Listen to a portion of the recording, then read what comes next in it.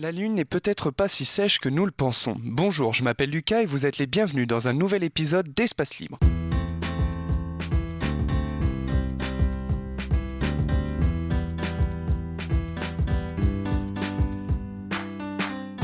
Après la mission Apollo, en 2008, des chercheurs ont trouvé des molécules d'eau dans des roches ramenées de la Lune. En fait, une étude a montré que sur ces pôles de la Lune, là où les températures sont les plus froides, environ moins 160 degrés, qu'il y avait de l'eau. Alors comment est-ce possible ? Eh bien, il y a des millions d'années, la Lune a vu des astéroïdes s'écraser sur elle, ce qui a causé des cratères. Puis, dans ces cratères, de l'eau s'est formée et s'est transformée en glace. Mais je vais y revenir. Comment ont-ils fait pour trouver de l'eau ? Tout simplement, ils ont observé la Lune depuis la Terre. Il y a un certain nombre de cratères visibles. Et dans celui le plus gros visible, qui se situe à un des pôles, des ombres noires sont apparues. Selon les chercheurs, ce serait plus de 40 000 km² de surface d'eau sur la Lune. Une seconde étude, cette fois-ci plus précise, a analysé la Lune avec des rayonnements infrarouges, ce qui a mis en évidence des molécules d'eau par un processus très complexe de longueur d'onde. Pour revenir sur la source, mais d'où vient cette eau ? Probablement de la chute d'astéroïdes qui ont percuté la Lune. Il y a des milliards d'années, la même source, pense-t-on, que pour la Terre. Des molécules d'eau éjectées lors de la chute de ces corps seraient tombées au fond de ces cratères où elles sont restées piégées à jamais par le froid, explique Francis Rochard, spécialiste du système solaire au Centre national d'études spatiales. Pour récupérer la glace, la NASA va envoyer en 2022 une machine capable de forer cette glace et de l'analyser. À quoi servirait cette glace maintenant ? Il y a deux utilisations possibles à cette eau. La première, si nous trouvons un moyen d'extraction, est de l'utiliser pour des missions lunaires. Si nous venons à construire une base lunaire, ce qui est en projet de nombreuses entreprises. La seconde est de pouvoir ravitailler une mission vers Mars, car certaines entreprises envisagent un arrêt à la Lune comme une station-service avant d'aller sur Mars. L'avantage de cela est que la gravité sur la Lune est faible, alors le coût de lancement baisserait, car oui, plus la fusée